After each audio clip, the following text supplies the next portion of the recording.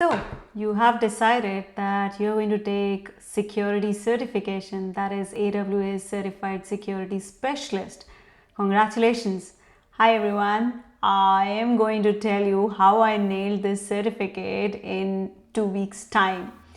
To start with the basics, I started off with exploring what it takes, what are the criteria. I was already SA certified. I did that certification in the month of January. So I thought that I must take on the security specialist certificate. So I went on to the AWS Amazon.com certification website, and then I started checking out the specialty AWS certifications. And security specialty caught my attention. I thought I should, check out more criteria. So let's see what's in the criteria format. So this page defines out what is the course content. So I found that this piece is the most important piece. Why? Because it talks about all the 5 domains. I started checking out various resources. I made couple of links. I'm going to show how I approached this the content. I had to trigger out the basic tools that will be covered. Let's start with the basics for incident response.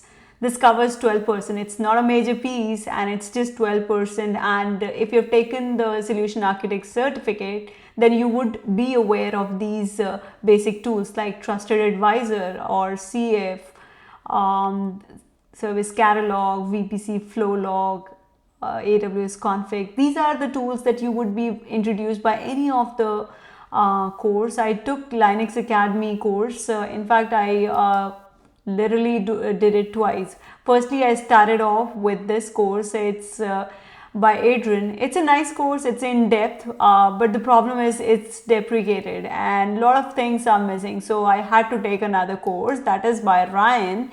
And honestly, I found that it's more exam focused rather than going too detailed, but it served the purpose and it had all those latest tools like Guard Duty, Macie, and Security Hub, Firewall Hub. So I liked it too. It was pretty short, so I started doing it at the speed of 1.75x. I could literally do it in span of 2 days, and I think anybody can do it even in like 2 days span. It's not too bad. Then I started exploring. I checked out like every criteria, and I knew the tools that I had to cover in details. I took a lot of practice papers from John Bonzo. So this is the certificate. These are the practice paper that I heavily relied on. It is covered in couple of quiz patterns like initial practice quizzes and then review mode and based on section based. I think this should be at the start because this introduces you in sequence how every module is covered. So I took this, and then I found that the other rest of the papers became much more easier. This really helped. It's not a sponsored video, but I was really dependent on this these practice papers. These papers also give a lot of links and FAQs that you could easily browse through.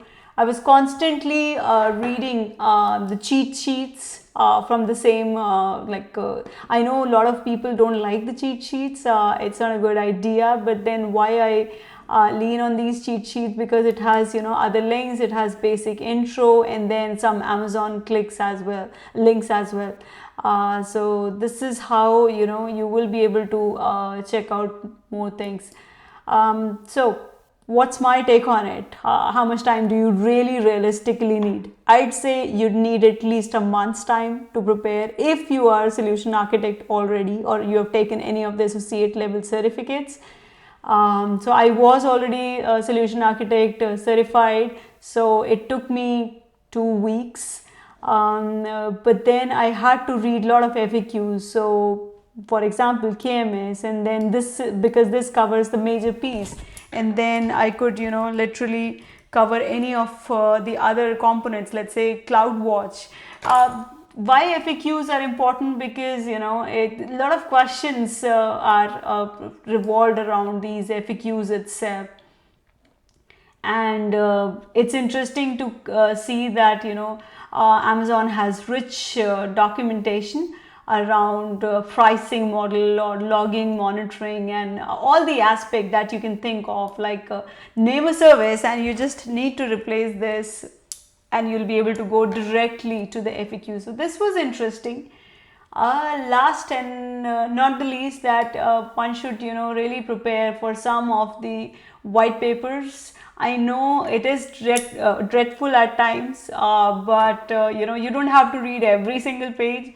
Just go through few of them, like security checklist. Just check out, like it'll have more links to it, like WAF, CloudFront. These are really the important pillars, and you'll be getting a lot of questions around it. I scored a nice score of 920, and that was in the span of 2 days, 2 weeks, sorry about that. And it did not happen overnight. It happened after reading a lot of stuff and practicing, constant practicing. And I would say that just give it a best shot.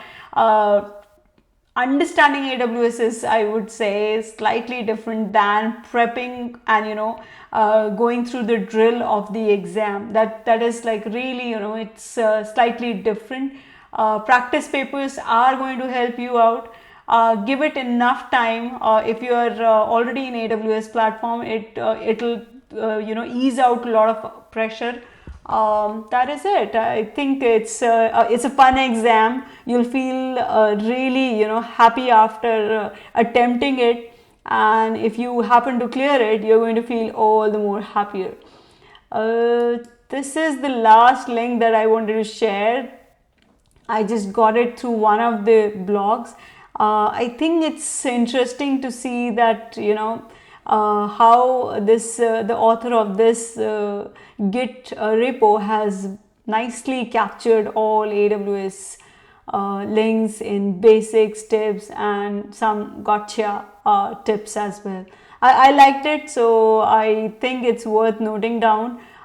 So this also helped me a bit. All in all, I would say that strictly confine yourself for the exam prep, and I'm talking for 2020. I took the exam last Sunday itself, on 6th of September 2020. I felt that the questions were tricky, and they were not that straightforward. Few of the questions were really straightforward. You knew the answer right away and there was no doubt at all. However, the fun part, when the questions get tricky and you have 4 best options, all viable, but had to choose the best possible, and they differed just with a single keyword. That was the hard part.